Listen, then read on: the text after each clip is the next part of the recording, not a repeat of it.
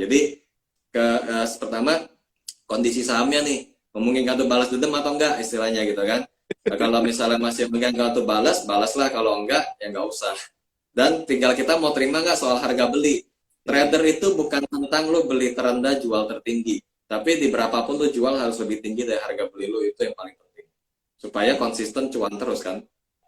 Iya. Gitu. Bukan tentang buy on lowest. Gak semua orang bisa melakukan hal itu. Gue aja kadang-kadang nggak dapat lowest tuh. Kadang-kadang gue sama temen gue beli saham yang sama, harga gue lebih tinggi dari harga beli dia. Tapi yang penting saat dijual lebih tinggi dari harga beli kita, nggak apa-apa. Iya, betul, betul, betul. Tapi untuk kalau kita kaitkan lagi dengan psikologi market gitu ya, ini Ya. yang sehat ya, yang sehat itu menurut Bro Will gimana?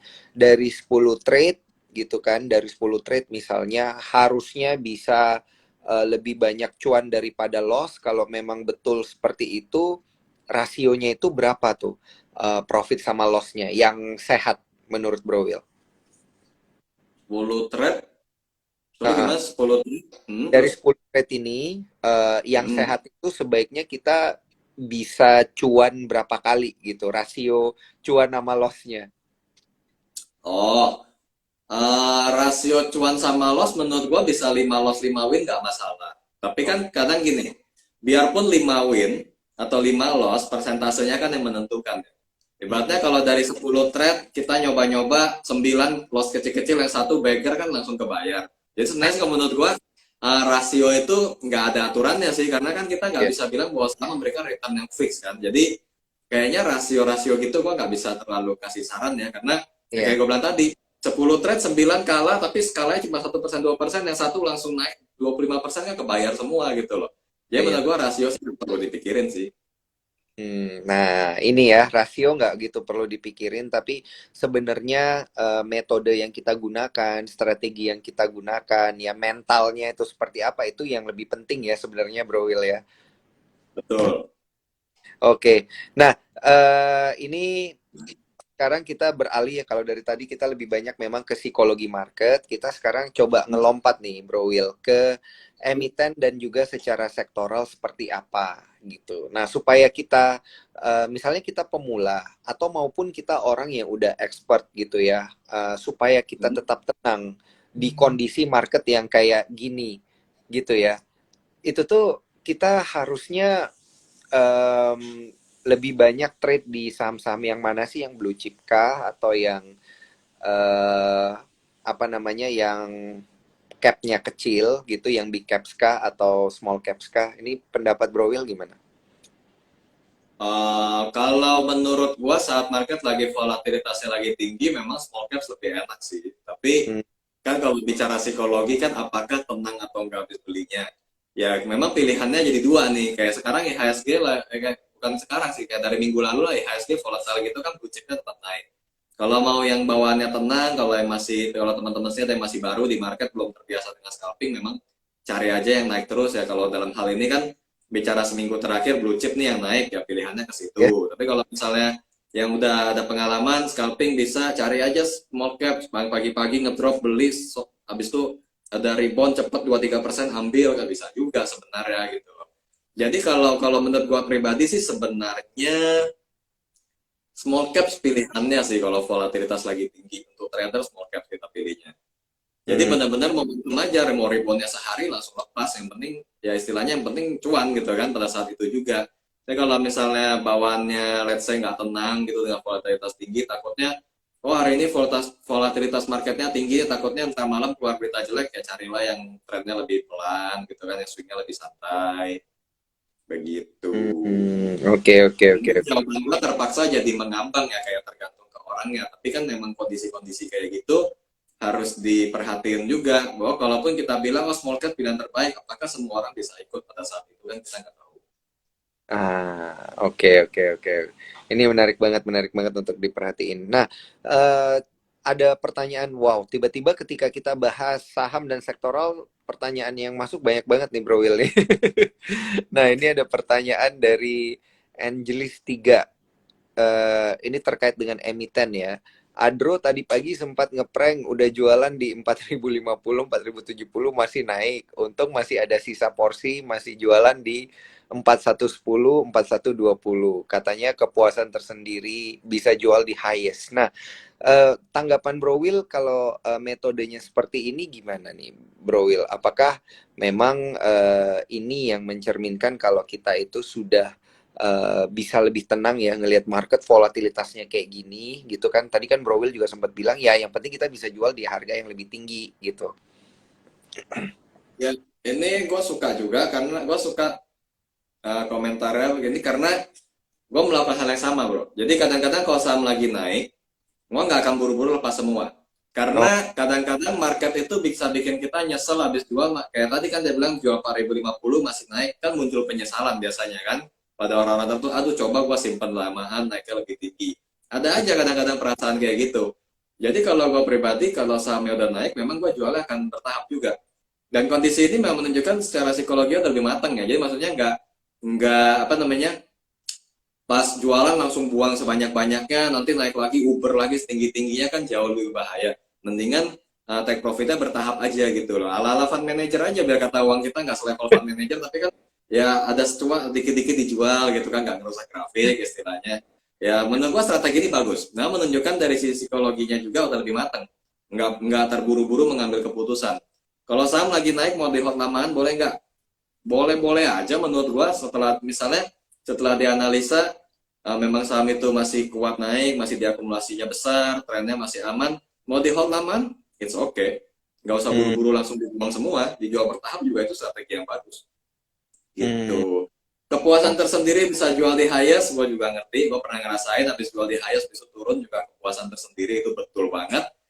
Ya, cuman tetap realistis ya bahwa kalaupun hari ini berhasil jual di highest, belum tentu besok-besok bisa ngalamin hal yang sama. Jadi hal-hal kayak begini nggak selalu bukan sebuah skill yang harus dikuasai. Kadang-kadang bisa terjadi, kadang-kadang enggak. Kalau sekarang happy ya nggak apa-apa, cuma jadi lebih percaya apa meningkatkan kepercayaan diri itu bagus.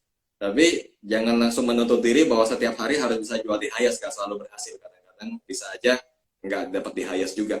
Gitu. hmm.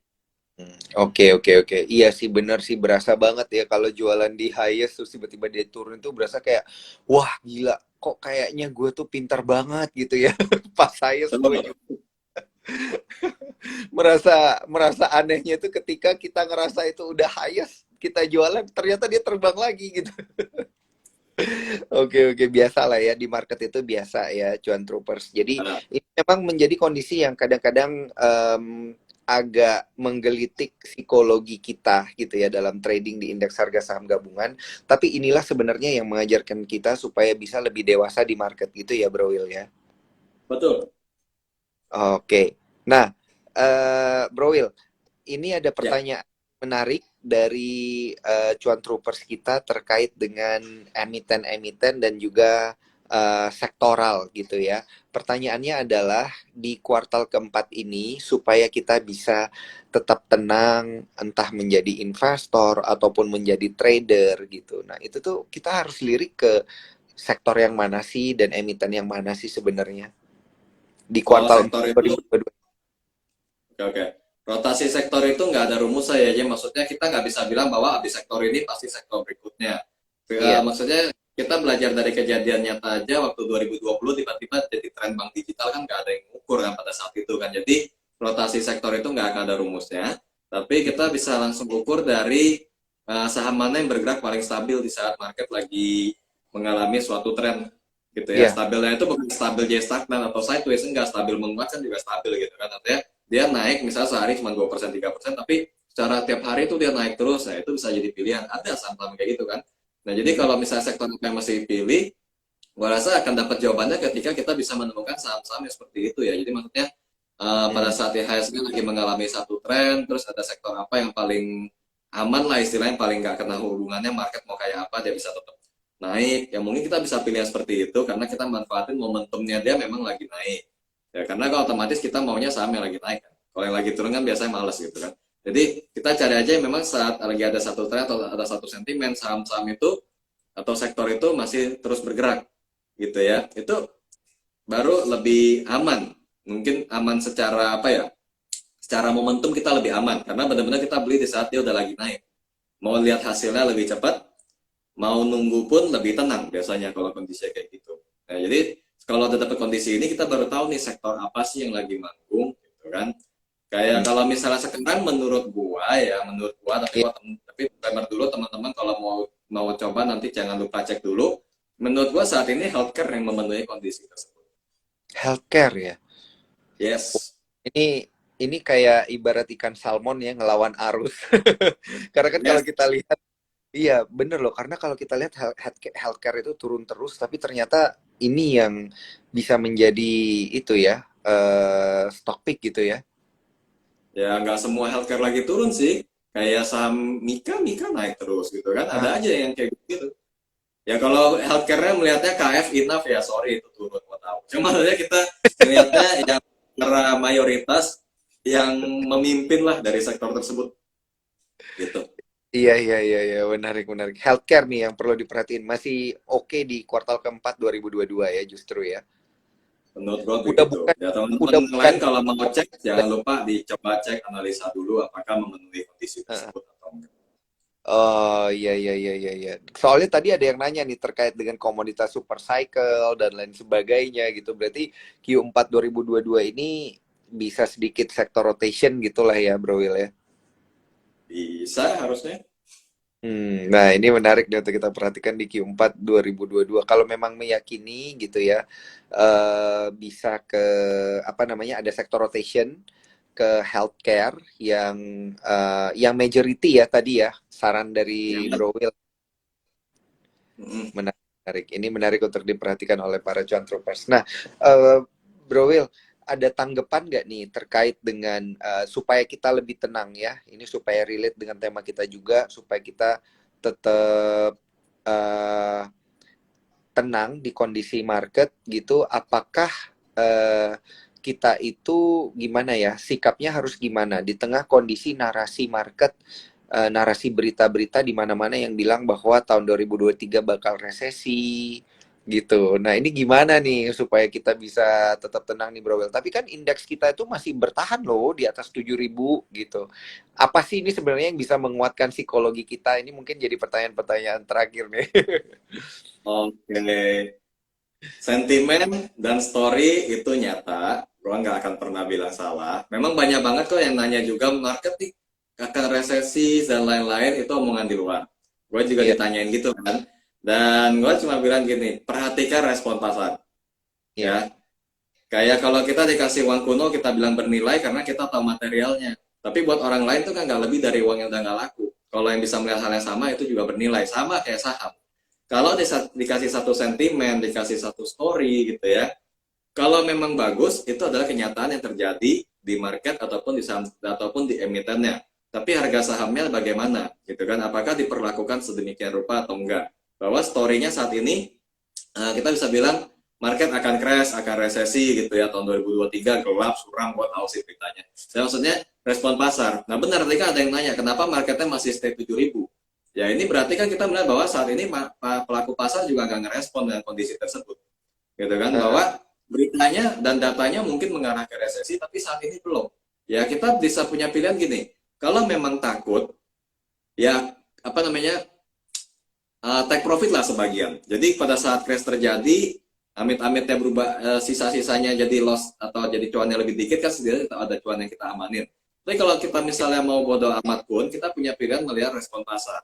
Sampai ketika market benar-benar udah patah tren atau sudah kita melihat gejala-gejala pergerakan yang apa ya, yang lebih bersifat menuju pada downtrend kalau sebutnya ya, itu pada saham-saham penggerak indeks, kita kira-kira udah tahu nih, oke pasar udah ngerespon nih, market benar akan crash, baru kita ikutan takut. Tapi kalau misalnya masih belum, gua rasa nggak perlu.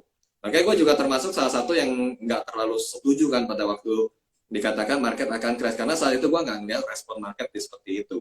Gue Iya. melihat bahwa ini saham-saham penggerak indeksnya menahan justru pada saat itu kan. Mm-mm. Makanya pada waktu bulan Juli saat gue HSG di 6.500, menurut gue ini udah bottomnya di sini. Gitu. Mm. Jadi respon pasar akan membantu kita juga. Karena kita menurut gue konsepnya gini, kita bukan satu-satunya orang di market. Jadi Iya. kalau misalnya satu berita itu benar-benar mempengaruhi kita dan orang lain, itu paniknya pasti rame dan kita bisa lihat. Istilahnya kalau kayak di hutan ada kebakaran hewan kabur semua kan. Nah, kita kan Iya. bisa ngeliat orang lain menunjukkan ketakutan atau enggak. Kalau misalnya enggak, kita juga punya alasan untuk tetap tenang. Hmm. Gitu. Oke, oke, oke. Ini menarik.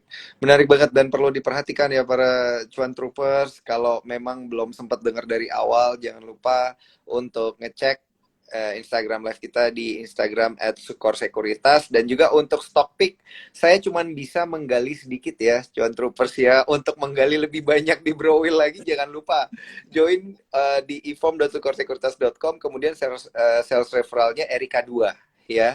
Jadi dicari aja dan kemudian bergabung dengan komunitas Cuan Troopers bersama dengan Browil, atau kalau enggak bisa di DM di WH Project ya. Ya. WH Project atau ke DM Instagram Browil nih yang ini ya, yang Instagramnya Browil yang live bareng kita nih, William Hartanto 12 ya kalau nggak salah ya Browil ya. Ya, William Martanto 12. Nah, mantap di situ. Nah, itu tuh WH Project Official, bisa DM ke sana ya untuk tanya-tanya lebih banyak terkait dengan stock pick gitu. Saya juga kayak gitu ya, cuan troopers ya. Saya biasa DM langsung gitu ke Bro Will kalau emang Iya, dari zaman masih narsum sama ini kan suka-suka bagi-bagi kita dulu kan. dari zaman galau pandemi ya ngelihat saham terjun Iya. bebas. Cuman Bro Will yang berani bilang ke saya tuh bilang udah tenang aja, ini masih diakumulasi. Iya, atau enggak ganti segmen bro-bro sama apa yang bagus, kita udah biasa kayak gitu.